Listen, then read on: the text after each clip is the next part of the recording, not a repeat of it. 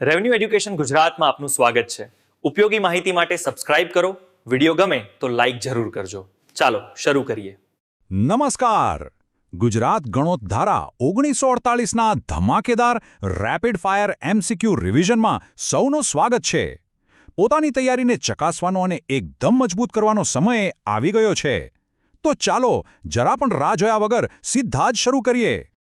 તો જુઓ, આજનું આપણું આ રિવિઝન જે છે એ 4 ફટાફટ રાઉન્ડમાં વહેંચાયેલું છે.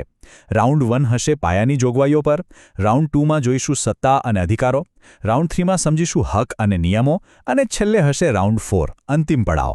તૈયાર થઈ જાઓ, કારણ કે દરેક સવાલ તમારી તૈયારીને વધુ ધારદાર બનાવશે.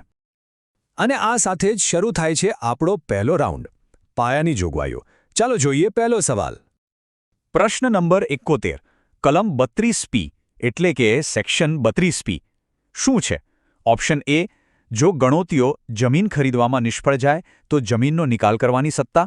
ઓપ્શન બી, ગણોતિયાનો જમીન ખરીદવાનો પ્રથમ અધિકાર. ઓપ્શન સી, જમીનની કિંમત નક્કી કરવાની પ્રક્રિયા. કે પછી ઓપ્શન ડી, ગણોત હકના વારસાઈ અંગેના નિયમો. ઓપ્શન એ, જો ગણોતીઓ જમીન ખરીદવામાં નિષ્ફળ જાય તો જમીનનો નિકાલ કરવાની સત્તા. એકદમ સાચું. ચાલો આગળ વધીએ. પ્રશ્ન નંબર 72, ગણોત ધારા હેઠળ સમન્સ કોણ બજાવે છે? ઓપ્શન એ, મામલતદાર કચેરીના પટાવાળા અથવા તલાટી. ઓપ્શન બી, તાલુકા પોલીસ સ્ટેશનના અધિકારી. ઓપ્શન સી, જિલ્લા કલેક્ટરના અંગત મદદનીશ. કે ઓપ્શન ડી, સિવિલ કોર્ટના બેલીફ. ઓપ્શન એ, મામલતદાર કચેરીના પટાવાળા અથવા તલાટી. બિલકુલ બરાબર. પ્રશ્ન નંબર 73, સાક્ષીને બોલાવવાની સત્તા કોની પાસે છે? ઓપ્શન એ, મામલતદાર એટલે કે કૃષિપંચ પાસે. ઓપ્શન બી, જિલ્લા ન્યાયાધીશ પાસે. ઓપ્શન સી, કલેક્ટર પાસે. કે પછી ઓપ્શન ડી, ગામના સરપંચ પાસે. ઓપ્શન એ, મામલતદાર કૃષિપંચ પાસે. સાચો જવાબ. સવાલ નંબર 74, ગણોત ધારા હેઠળની ફી કયા હેડમાં જમા થાય છે? ઓપ્શન એ, મહેસૂલ વિભાગના નિયત હેડમાં.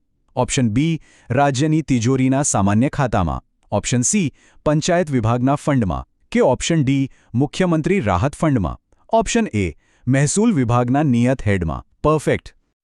અને હવે રાઉન્ડ 1નો છેલ્લો સવાલ. પ્રશ્ન નંબર 75, હપ્તાની રકમ પર વ્યાજ કેટલું હોય છે? Option A, 4.5%. Option B, 6%. Option C, 8.5%. કે ઓપ્શન ડી, બેંક રેટ મુજબ. Option A, 4.5%. એકદમ સચોટ. અને આ સાથે જ આપણો પહેલો રાઉન્ડ અહીં સમાપ્ત થાય છે. ચાલો તો હવે વારો છે રાઉન્ડ 2નો, સત્તા અને અધિકારો. આ રાઉન્ડમાં આપણે અધિકારીઓની ભૂમિકા અને એમની સત્તાઓ પર ખાસ ફોકસ કરીશું. તૈયાર છો ને? પ્રશ્ન નંબર 76, જો જમીન માલિક સૈનિક હોય એટલે કે આર્મ્ડ ફોર્સીસમાં હોય તો શું જોગવાઈ છે? ઓપ્શન એ, તેમને જમીન પાછી મેળવવા માટે વિશેષ હકો મળે છે. ઓપ્શન બી, તેમના ગણોત હક આપોઆપ રદ થાય છે. ઓપ્શન સી, જમીન સરકાર હસ્તક લઈ લેવામાં આવે છે. કે પછી ઓપ્શન ડી, તેમને બજાર ભાવે જ જમીન વેચવી પડે છે. ઓપ્શન એ, તેમને જમીન પાછી મેળવવા માટે વિશેષ હકો મળે છે. સાચો જવાબ. આગળનો સવાલ પ્રશ્ન નંબર 77, સંયુક્ત કુટુંબની જમીનમાં ગણોત હક કોનો ગણાય? ઓપ્શન એ, કુટુંબના તમામ સભ્યોનો અથવા જે ખેડતો હોય તેનો. ઓપ્શન બી, ફક્ત કુટુંબના વડાનો. ઓપ્શન સી, ફક્ત કુટુંબના પુરુષ સભ્યોનો. કે ઓપ્શન ડી, જે સભ્યના નામે જમીન હોય તેનો. ઓપ્શન એ, કુટુંબના તમામ સભ્યોનો અથવા જે ખેડતો હોય તેનો. એકદમ સાચું. પ્રશ્ન નંબર 78, ગણોત ધારા હેઠળ મામલતદારનો અર્થ શું થાય છે? ઓપ્શન એ, તાલુકાના મામલતદાર અથવા ખાસ મુકર્રર કરેલા અધિકારી. ઓપ્શન બી, ફક્ત agricultural land tribunal. Option C, કોઈ પણ એક્ઝિક્યુટિવ મેજિસ્ટ્રેટ. કે ઓપ્શન ડી, પ્રાંત અધિકારી. ઓપ્શન એ, તાલુકાના મામલતદાર અથવા ખાસ મુકર્રર કરેલા અધિકારી. બરાબર. પ્રશ્ન નંબર 79, ખેતી પંચની નોટિસ કયા ફોર્મમાં આપવામાં આવે છે? ઓપ્શન એ, નિયત કરેલા ફોર્મમાં એટલે કે નિયમો મુજબ. Option B, form number 8A માં. ઓપ્શન સી, સ્ટેમ્પ પેપર પર લેખિત અરજી સ્વરૂપે. કે ઓપ્શન ડી, મૌખિક સૂચના દ્વારા. ઓપ્શન એ, નિયત કરેલા ફોર્મ નિયમો મુજબમાં. એકદમ સચોટ. અને રાઉન્ડ 2નો આ રહ્યો છેલ્લો સવાલ પ્રશ્ન નંબર 80 કલમ 84C હેઠળ જમીન વેચાણ રદ કરવાનો હુકમ કોણ કરી શકે option A collector option B મામલતદાર ઓપ્શન સી સિવિલ કોર્ટ કે ઓપ્શન ડી તલાટી ઓપ્શન એ કલેક્ટર. ચોક્કસ અને આ સાથે જ રાઉન્ડ 2 પણ અહીં પૂરો થાય છે સરસ 2 રાઉન્ડ આપણે પૂરા કરી લીધા છે હવે સમય છે રાઉન્ડ 3નો હક અને નિયમો ચાલો હવે ખેડૂતિયાના હક અને કાયદાના જે મુખ્ય નિયમો છે એને લગતા સવાલો પર એક નજર નાખીએ પ્રશ્ન નંબર 81 ગણોત ધારામાં સુધારો કરવાની સત્તા કોની પાસે છે ઓપ્શન એ રાજ્ય વિધાનસભાની ઓપ્શન બી ભારતીય સંસદની ઓપ્શન સી ગુજરાત હાઈકોર્ટની કે ઓપ્શન ડી રાજ્યના ગવર્નરની ઓપ્શન એ રાજ્ય વિધાનસભાની સાચું પ્રશ્ન નંબર 82 સીલિંગ લિમિટ એટલે કે સીલિંગ લિમિટ કેટલી છે ઓપ્શન એ જમીનની જાત મુજબ જે જિલ્લાવાર અલગ અલગ હોય છે ઓપ્શન બી સમગ્ર રાજ્યમાં એક સમાન 54 એકર ઓપ્શન સી કેન્દ્ર સરકાર દ્વારા નક્કી કર્યા મુજબ કે પછી ઓપ્શન ડી ગ્રામ પંચાયત દ્વારા નક્કી કર્યા મુજબ ઓપ્શન એ જમીનની જાત મુજબ જિલ્લાવાર અલગ અલગ એકદમ બરાબર પ્રશ્ન નંબર 83 ગણોતિયાએ જમીનનું ભાડું કયા સ્વરૂપે આપવાનું હોય છે ઓપ્શન એ રોકડમાં ઓપ્શન બી પાકના ભાગ સ્વરૂપે ઓપ્શન સી ખેત મજૂરી સ્વરૂપે કે ઓપ્શન ડી રોકડ અને પાકના મિશ્રણ સ્વરૂપે ઓપ્શન એ રોકડમાં.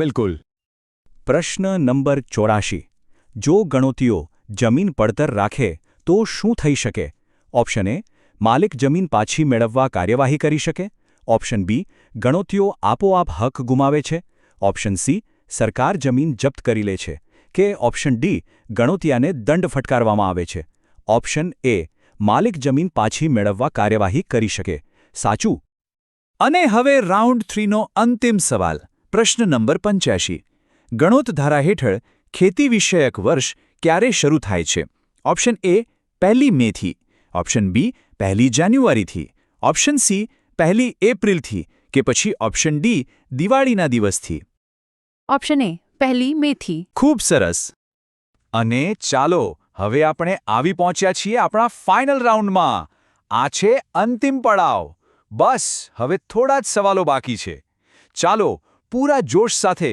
આ રિવિઝનને પૂરું કરીએ પ્રશ્ન નંબર 86 બિનખેતી જમીન પર ગણોત ધારો લાગુ પડે કે નહીં ઓપ્શન એ ના માત્ર ખેતીની જમીન પર ઓપ્શન બી હા જો તે ગામડામાં આવેલી હોય ઓપ્શન સી હા કલેક્ટરની પરવાનગીથી કે ઓપ્શન ડી હા જો તેના પર ખેતીકામ થતું હોય ઓપ્શન એ ના માત્ર ખેતીની જમીન પર એકદમ સ્પષ્ટ અને સાચો જવાબ પ્રશ્ન નંબર 88 લેન્ડ ટ્રિબ્યુનલ એટલે શું ઓપ્શન એ કૃષિ પંચ ઓલ્ટી ઓપ્શન બી મહેસૂલ પંચ ઓપ્શન સી જિલ્લા કોર્ટ કે ઓપ્શન ડી ગ્રામ ન્યાયાલય ઓપ્શન એ કૃષિ પંચ agricultural lands tribunal ALT perfect અને આ રહ્યો આપણા આજના રિવિઝનનો છેલ્લો અંતિમ સવાલ પ્રશ્ન નંબર 90 શું ગણોતિયો જમીન પર મકાન બાંધી શકે છે ઓપ્શન એ માત્ર ખેતીના ઉપયોગ માટે એટલે કે ખેતરઘર ઓપ્શન બી ના કોઈ પણ સંજોગોમાં નહીં ઓપ્શન સી હા રહેણાંક માટે પણ બાંધી શકે કે પછી ઓપ્શન ડી હા કલેક્ટરની મંજૂરીથી ઓપ્શન એ માત્ર ખેતીના ઉપયોગ માટે ખેતરઘર બિલકુલ સાચું ખૂબ ખૂબ અભિનંદન તમે આ રેપિડ ફાયર ચેલેન્જ સફળતાપૂર્વક પૂરી કરી છે ખાતરી છે કે આનાથી તમારી તૈયારીને જબરદસ્ત બૂસ્ટ મળ્યો હશે હવે જરા વિચારો આખા રિવિઝનમાં કયો વિભાગ એવો હતો જે થોડો અઘરો લાગ્યો બસ એ જ ટોપિકને હવે બરાબર પાક્કો કરી લેવાનો છે પુસ્તક ખોલો અને તેના પર મજબૂત પકડ બનાવો ફરી મળીશું ત્યાં સુધી તૈયારી ચાલુ રાખજો Thank you for watching the video. For useful and informative content, please subscribe. And if you like the video, don't forget to like.